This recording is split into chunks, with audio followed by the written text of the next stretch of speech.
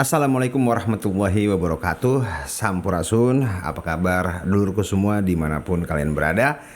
Mudah-mudahan hari ini kalian senantiasa diberikan kesehatan, kemudahan rezeki dan juga kelancaran dalam setiap aktivitasnya.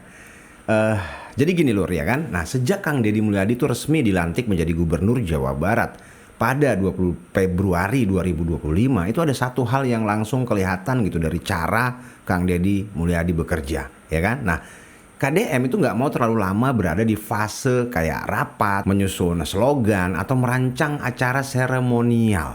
Nah, ia langsung mengotak-atik anggaran gitu dan turun ke lapangan, membenahi jalan, menertibkan kawasan-kawasan yang bermasalah, sampai membuat kebijakan pajak gitu yang manfaatnya bisa langsung dihitung oleh masyarakat.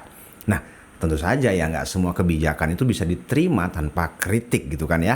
Nah, ada yang menyebut KDM itu terlalu spontan gitu kan. Ada yang mempertanyakan kayak dasar hukum dan proses koordinasinya kepada DPR gitu kan. Nah, ada juga yang menilai gaya komunikasinya kadang terlalu keras dan terlalu bergantung pada kamera. Wah, sing bener ah. Enggak ya kan. Maksud Kang Deddy itu kan menunjukkan ke kamera, itu menunjukkan kepada kita gitu bahwasanya inilah keadaan yang sebenarnya kan begitu. Benar nggak lur ya kan? Nah, jadi kritik semacam itu sah-sah aja gitu, nggak jadi masalah gitu kan. Nah, tapi dalam video ini kita nggak hanya membahas gitu gaya KDM lah, kita akan melihat kebijakan mana aja nih yang benar-benar menyentuh kebutuhan dasar masyarakat. Tapi dalam video ini kita nggak hanya membahas gaya Kang Deddy gitu ya. Kita akan melihat kebijakan mana saja yang udah benar-benar menyentuh kebutuhan dasar masyarakat, dan ini menjadi sebuah kebijakan yang menurut kami sangat spektakuler. Penasaran apa aja? Hayo, urang gaskeun.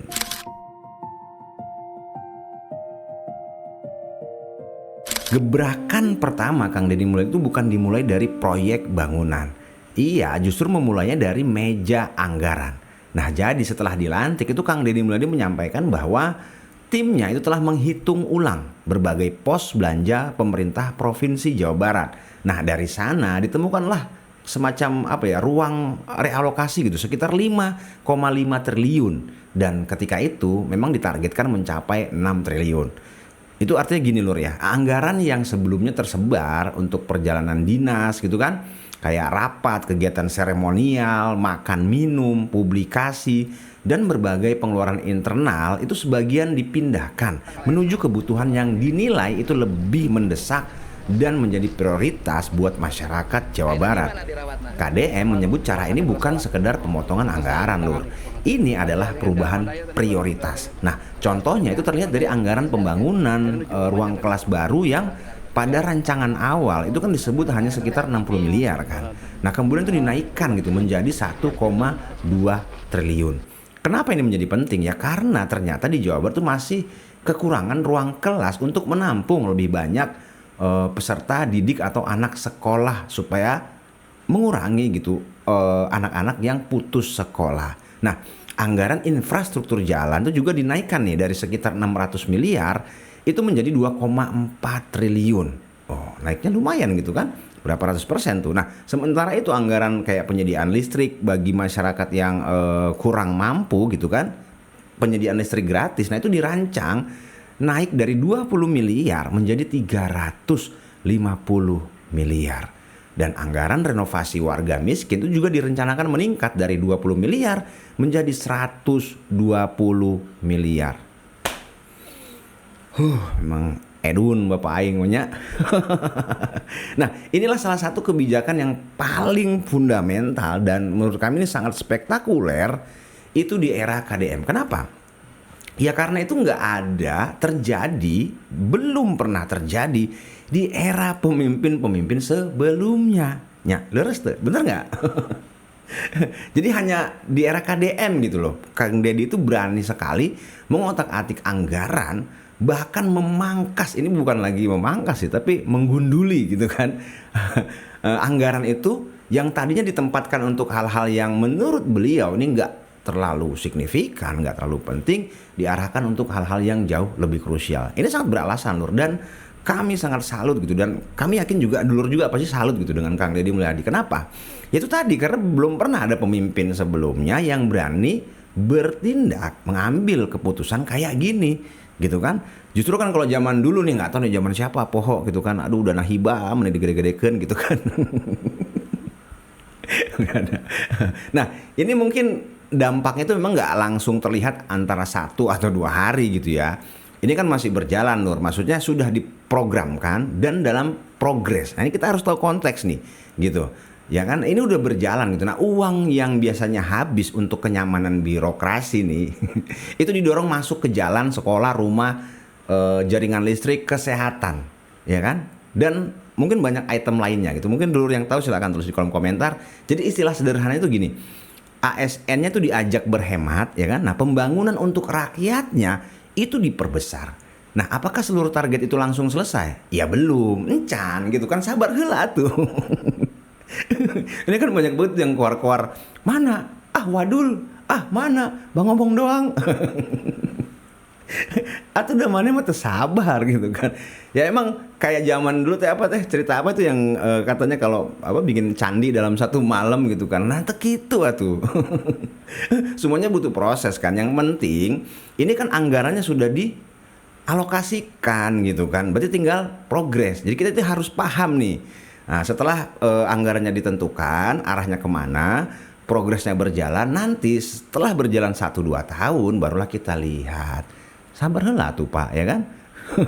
Tapi memang keputusan untuk menggeser anggaran merupakan pondasi yang memungkinkan program-program berikutnya berjalan. Nah, ini merupakan semacam lampu hijau gitu untuk program lain supaya bisa masuk dan berkembang. Tentu kita sudah paham gitu kan, apa nih maksud dari Kang Deddy Mulyadi membuat kok ini dulu yang diarahin. Ya, pengikut Bapak Aing pasti paham gitu kan, arahna arek nuju ka mana, kecuali emang haters nah gitu kan.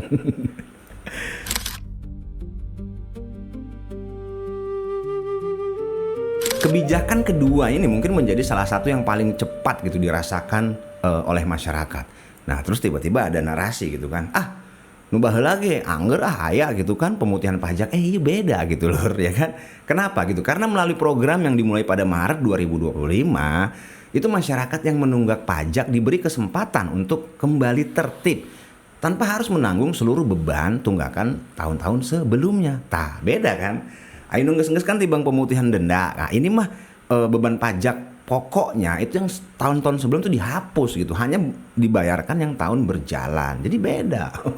Jadi warga itu cukup membayar pajak tahun berjalan sesuai ketentuan program. Nah, selain itu pembebasan kayak bea balik nama kendaraan bermotor kedua juga membantu masyarakat yang membeli kendaraan bekas tetapi belum membalik namakan kepemilikannya. Mencara ieu mah ngaranna teh pajak progresif apa naon gitu nya. Coba, bener teh Lur? Coba dikoreksi Lur.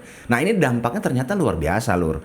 Hingga pertengahan Mei 2025 saja itu lebih dari 1,7 juta kendaraan telah memanfaatkan program tersebut. Terdiri dari sekitar 1,4 juta sepeda motor dan lebih dari 295.000 kendaraan roda 4. Beh. Coba bayangkan Lurnya. Di balik angka 1,7 juta kendaraan itu kan ada kayak pedagang, buruh, petani, pengemudi angkutan umum, pekerja pabrik, dan kepala keluarga yang sebelumnya mungkin liar gitu kan. Aduh, duit nanti mana gitu kan. Atau malah enggan datang ke Samsat karena jumlah tunggakannya itu rasa terlalu berat. Ketika Kang Deddy Mulyadi membuat kebijakan ini, akhirnya ngalengkah gitu kan, hampang we gitu. Tibang mayar tahun ayeuna mah aya lah, babari lah gitu. Nah, kebijakan ini ternyata memberi banyak kesempatan masyarakat Jabar untuk memulai pajak kendaraan itu kembali dari awal. Nah, kayak administrasi kendaraan juga tuh menjadi lebih tertib gitu Lur. Nah, masyarakat tuh memperoleh kayak keringanan ya kan. Nah, sedangkan pemerintah itu mendapatkan basis wajib pajak yang lebih sehat untuk tahun-tahun berikutnya. Pada 2026, KDM juga mempertahankan tarif pajak kendaraan pribadi gitu agar nggak naik gitu karena kan biasanya kan tiap tahun naik. Nah, bahkan tarif pajak untuk angkutan umum dan angkutan barang yang berplat kuning tuh itu diturunin gitu loh. Ini kan anomali sekali gitu. Kang Deddy, hey Kang Deddy. Ayo bager-bager teuing Kang Deddy teh. Nah, angkutan penumpang yang sebelumnya dikenai proporsi tarif itu 60%, itu diturunkan menjadi hanya 30% saja. Ya kan coba. kurang kumaha Bapak aing teh. Sementara angkutan barang itu diturunkan dari 100% ya, 100% menjadi 70%. 30% dipangkas.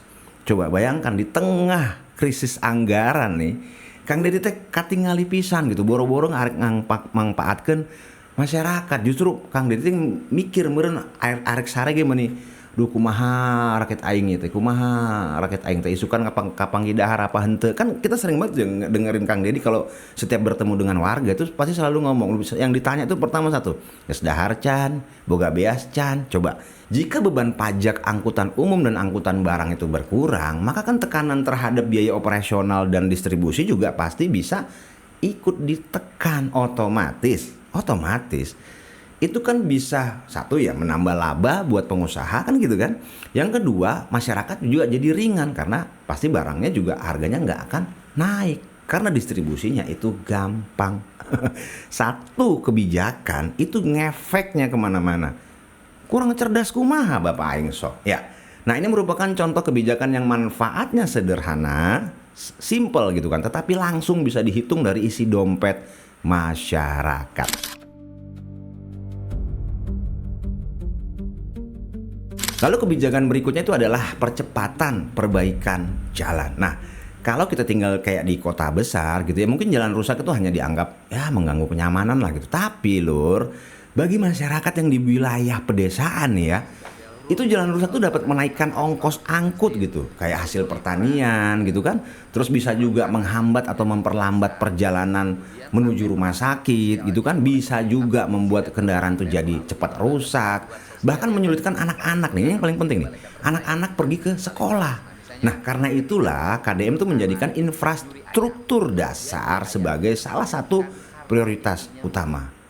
Wow, keren kan? Nah, sepanjang 2025 itu pemerintah Provinsi Jawa Barat melaporkan pemeliharaan berkala terhadap sekitar 211 km jalan dengan anggaran sekitar 520 miliar rupiah. Nah, selain itu dilakukan pelebaran jalan sepanjang 4,7 km.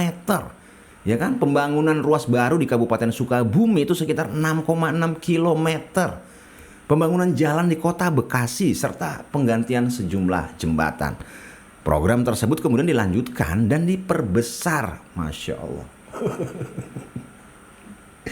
Nges dilanjutkan, digedekeun deui, ya Allah. Pada anggaran 2026.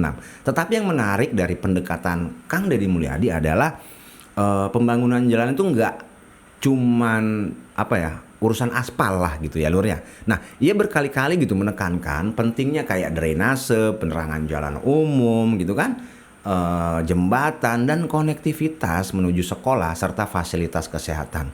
Sebab jalan yang mulus tetapi mudah kayak tergenang air itu tetap akan cepat rusak gitu, olok gitu kan. Nah, jadi jalan yang bagus itu harusnya dia dikasih drainase dan ini sudah dipikirkan oleh Kang Dedi Mulyadi. Begitu juga dengan masalah penerangan.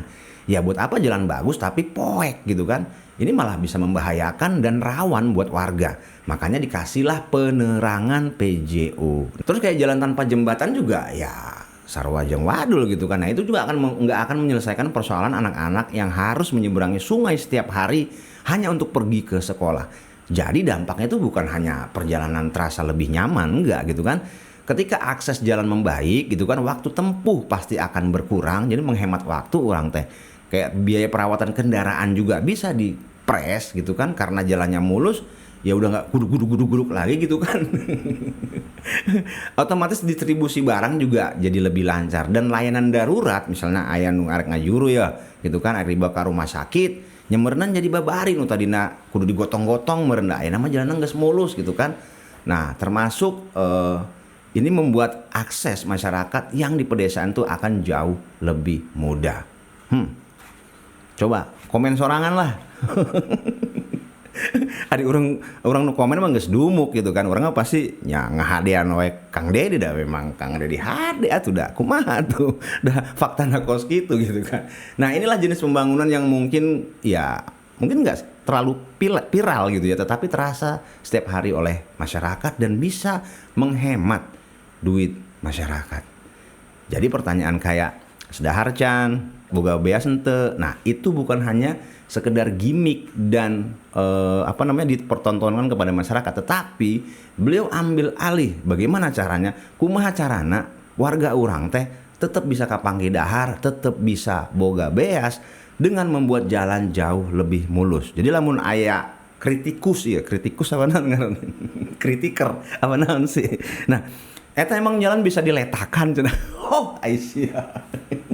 Di saat ekonomi rakyatnya sedang sulit, gubernurnya melakukan pengecetan jalan. Kiloan meter itu ya. Puluhan kilometer.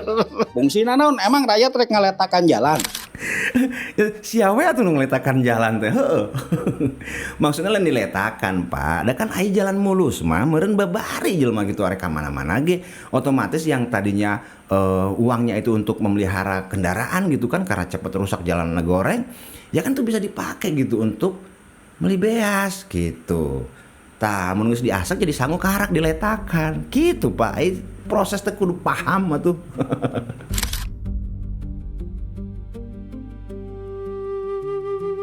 Kemudian persoalan pendidikan di Jawa Barat itu bukan hanya mengenai kualitas guru atau kurikulum. Nah, ini penting nih gitu ya. Masalah paling mendasar itu adalah jumlah sekolah dan ruang kelas yang belum sebanding dengan jumlah anak, terutama sekolah lanjutan tingkat atas lur. Karena ini sekedar informasi gitu ya, bahwasanya SLTA atau sederajat gitu kan kayak SMK gitu kan. Nah, itu adalah tanggung jawab pemerintah provinsi. Nah, dalam hal ini Kang Dedi lah gitu yang memberikan kebijakannya. Jadi setiap tahun itu selalu ada kegaduhan masalah penerimaan murid baru yang terus berulang. Ini seolah-olah kayak gimana ya? Ini memimpin nu baheula teh kumaha sih mikir. Tengah apa kumaha gitu. Sabodo teh anak batur ieu teh sekolah ge sabodo. Nah, orang tua tuh berebut kursi sekolah negeri gitu kan. Nah, ini udah nggak bisa diganggu gugat nih. Karena apa ya? Sekolah negeri itu memang menjadi favorit buat kita warga masyarakat gitu. Karena satu memang gratis gitu kan. Nah, terus kemudian yang kedua juga nggak banyak biaya lah. Bahkan nggak ada biaya gitu. Nah, ada anak yang rumahnya deket dari sekolah tapi nggak diterima. Sementara keluarga kurang mampu ya belum tentu sanggup untuk pindah atau membayar sekolah swasta. Nah, KDM kemudian mendorong pembangunan ribuan ruang kelas baru, sekolah baru, pembebasan lahan untuk sekolah, serta pemanfaatan atau akuisisi bangunan sekolah swasta yang udah nggak beroperasi. Nah, jadi dalam rancangan awal pemerintahannya itu anggaran ruang kelas baru itu kan dinaikkan menjadi 1,2 triliun gitu kan. Nah, dengan target pembangunan 3.333 ruang kelas dalam 2 tahun. Sok, ayo, kumaha? Kira-kira, ayo komen naon ya.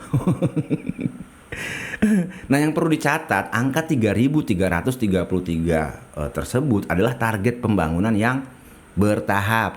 Tingali bertahap ya. Jadi ente langsung ujuk-ujuk gitu. Bukan berarti seluruhnya selesai dalam waktu 1 tahun. Pak dengekeun, anggaran emang geus disiapkeun, ayeuna keur diproses. Jadi kudu sabar gitu ulah. Mana Bang Wadul, gubernur konten.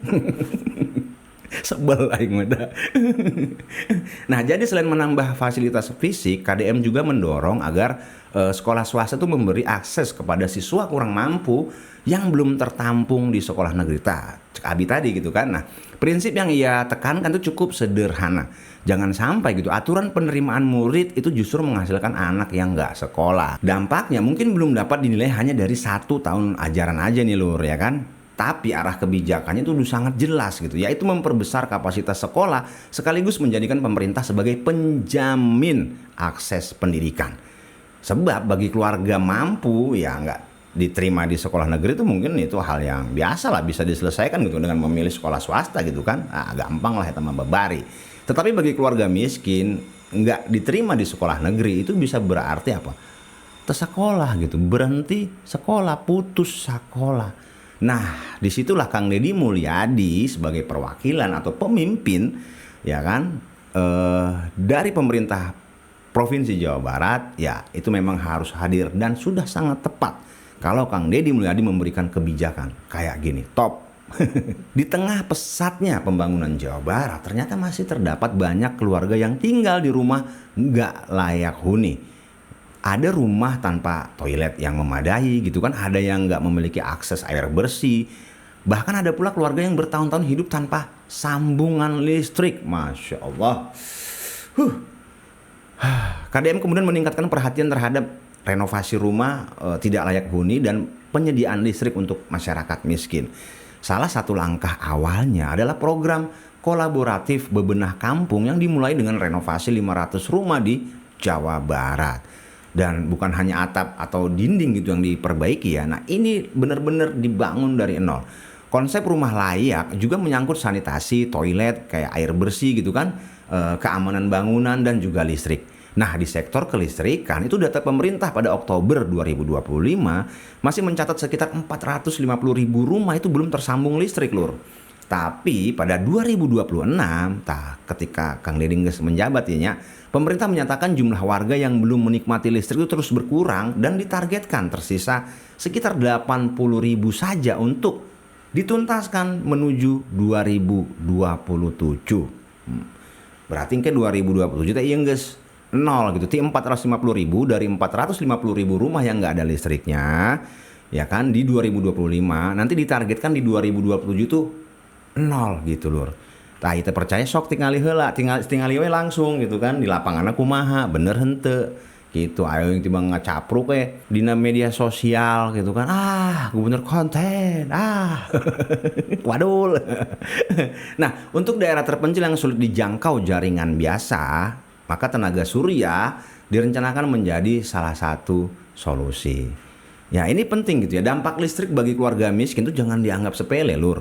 Ya, dengan listrik kan anak bisa belajar pada malam hari gitu kan, warga bisa melakukan aktivitas gitu kan di malam hari, atau buat pelaku UMKM juga bisa tetap melakukan produksi, mereka bisa menggunakan mesin. Itu penting gitu. Jadi rumah itu terasa lebih aman gitu, dan keluarga itu nggak lagi bergantung pada penerangan darurat. Coba kira-kira anu pamimpin sememehna kepikiran terus gitu. Pikiran piraku untuk gitu kan. Nah, kadang-kadang kebijakan yang paling spektakuler tuh bukan kayak gedung yang menjulang tinggi kayak Masjid Ya, intinya yang krusial itu harus diutamakan. Yang penting bagi masyarakat itu diprioritaskan. Dan itulah yang dikerjakan oleh Kang Deddy Mulyadi. Kebijakan KDM yang paling keras gitu sekaligus paling kontroversi adalah penertiban lingkungan. Nah, Kang Deddy itu menghentikan aktivitas tambang gitu yang dinilai ilegal atau melanggar ketentuan.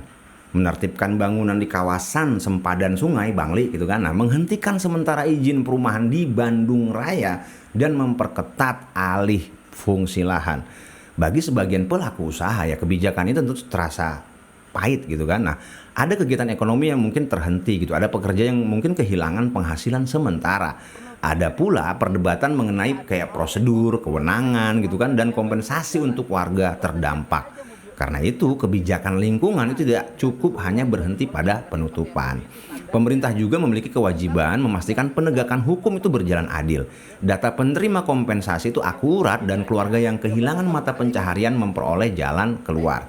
Namun dari sisi masyarakat luas, keberanian Kang Deddy untuk menertibkan kerusakan lingkungan itu sudah cukup untuk diacungi jempol. Dan memang ini sangat dibutuhkan gitu, Lur. Sebab apa gitu? Keuntungan dari eksploitasi lahan ya mungkin dinikmati gitu oleh sekelompok orang tertentu gitu kan. Tapi dampaknya gitu kan kayak banjir, longsor, debu, jalan rusak, krisis air itu harus ditanggung oleh siapa? Oleh sadayana gitu, oleh semua warga tanpa terkecuali. Timurang kali tepi ke aki-aki nini kabeh ngasaan eta dampak. Nah, jadi KDM tuh paham gitu kan. Ya, jadi sepertinya gitu Kang Deddy ingin membalik logika tersebut, kumaha kurang dibalikeun gitu. Jadi investasi itu boleh masuk kan, perumahan tuh boleh dibangun, terus pertambangan juga silakan sok berjalan gitu, tapi keselamatan warga dan daya dukung alam itu nggak boleh ditempatkan sebagai urusan nomor 2. Harus prioritas, harus jadi nuka hiji, embung dicandu. Nah, dampak jangka panjang itu memang belum bisa diukur dalam 1 atau 2 musim hujan, nggak bisa secepat itu gitu. Akan tetapi Normalisasi sungai gitu kan, perlindungan kawasan kayak kawasan resapan dan penghentian aktivitas ilegal itu merupakan langkah pencegahan yang manfaatnya dengarkan, manfaatnya jauh lebih besar daripada biaya penanganan bencana.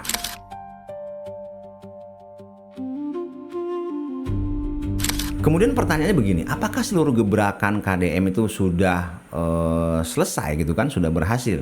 Ya, jawaban jujurnya tentu belum semuanya. Seperti yang kami bilang tadi gitu kan, bahwasanya ini membutuhkan proses yang panjang. Nah, sebagian program itu sudah menghasilkan keluaran yang bisa dihitung gitu, kayak pajak tadi kan, ya kan. Jadi ada jutaan kendaraan yang mengikuti pemutihan pajak, itu kan langsung dirasakan gitu kan. Kemudian pemeliharaan ratusan kilometer jalan itu juga sama. Terus kemudian renovasi rumah, pembangunan jembatan gitu kan, termasuk perluasan akses listrik itu sudah bisa dirasakan sampai dengan detik ini. Tapi sebagian lainnya itu masih berupa target pembangunan hingga 2027 atau 2028. Karena itu kita jangan mencampur adukan nih gitu antara rencana, anggaran, pekerjaan yang sedang progres atau berjalan dan hasil akhir. Sabar cek urang ge tadi. Sabar heula, tingali heula gitu kan, 2027 teh kumaha gitu kan, 2028 teh kumaha. Ya tapi walaupun demikian, beberapa indikator umum Jawa Barat menunjukkan perkembangan yang sangat positif. Ekonomi Jawa Barat itu pada triwulan ketiga di tahun 2025 itu tumbuh lur sekitar 5,20% dibandingkan periode yang sama di tahun sebelumnya. Nah ini indikator ini sedikit lebih tinggi daripada pertumbuhan nasional, yaitu sebesar 5,04%. 0,16% selisihna. Kurang kumaha gitu Bapak aing teh mah ayu aya we jelema anu pika sebeuleun. Nah, persentase penduduk miskin pada Maret 2025 itu tercatat 7,02% dan turun dari 7,08% pada September 2024. Jadi ada penurunan sekitar 0,06%. Ya kan? Oke. Nah, jadi lur, kalau ditanya apa yang membuat sejumlah kebijakan Kang Deddy Mulyadi itu dianggap spektakuler, ya jawabannya karena memang itu langsung menyentuh kepada kebutuhan dasar ataupun yang urgent gitu bagi masyarakat. Dan yang paling membuat kita itu sangat salut kepada Kang Deddy adalah keputusannya gitu untuk merubah gitu, mengubah prioritas gitu kan. Keberaniannya itu sangat layak kita acungi jempol karena nyali model begini ini, waduh, ini mah lain tebang-tebang gitu kan, jelema kos kieu mah hampir ada hese gitu pamimpin kos ieu mah. Bener tuh. Nah, anggaran birokrasi itu dipangkas untuk jalan dan sekolah ya kan, tunggakan pajak itu diputihkan agar masyarakat bisa kembali tertib, rumah warga dibenahi gitu kan. Nah, listrik dibawa menuju pemukiman yang selama ini poek, gelap gitu kan. Serta jalan dan jembatan itu dibangun untuk membuka akses pendidikan, kesehatan dan juga ekonomi. Sementara aktivitas pembangunan yang merusak alam itu mulai dirapihkan gitu, ditertibkan ya kan, meskipun pelaksanaannya tetap harus diawasi ya agar tidak menimbulkan ketidakadilan baru. Nah, jadi kira-kira menurut dulur semua gimana gitu kan, dari seluruh kebijakan Kang Deddy Mulyadi tadi mana yang paling menurut dulur itu bermanfaat bagi masyarakat? Apakah pemutihan pajak, perbaikan jalan, pembangunan sekolah, penyediaan listrik ya kan, renovasi rumah atau penertiban tambang gitu untuk menyelamatkan lingkungan. Nah, silahkan tuliskan pendapat dulur semua di kolom komentar gitu kan. Tetap dukung kebijakan yang baik, tetap dukung Bapak Aing gitu kan. Kritik kebijakan yang keliru berdasarkan data dan fakta, dan jangan pernah berhenti mengawasi karena Jawa Barat adalah milik kita bersama. Lembur diurus, kota ditata. Nah, jadi kira-kira menurut dulur semua gimana gitu kan, dari seluruh kebijakan Kang Deddy Mulyadi tadi mana yang paling menurut dulur itu bermanfaat bagi masyarakat? Apakah pemutihan pajak, perbaikan jalan, pembangunan sekolah, penyediaan listrik ya kan, renovasi rumah atau penertiban tambang gitu untuk menyelamatkan lingkungan. Nah, silahkan tuliskan pendapat dulur semua di kolom komentar gitu kan. Tetap dukung kebijakan yang baik, tetap dukung Bapak Aing gitu kan. Kritik kebijakan yang keliru berdasarkan data dan fakta, dan jangan pernah berhenti mengawasi karena Jawa Barat adalah milik kita bersama. Lembur diurus, kota ditata. Hatur nuhun tos lalaju tepi ka ayeuna. Sampai jumpa di video selanjutnya. Kami undur diri dulu. Assalamualaikum warahmatullahi wabarakatuh. Hatur nuhun.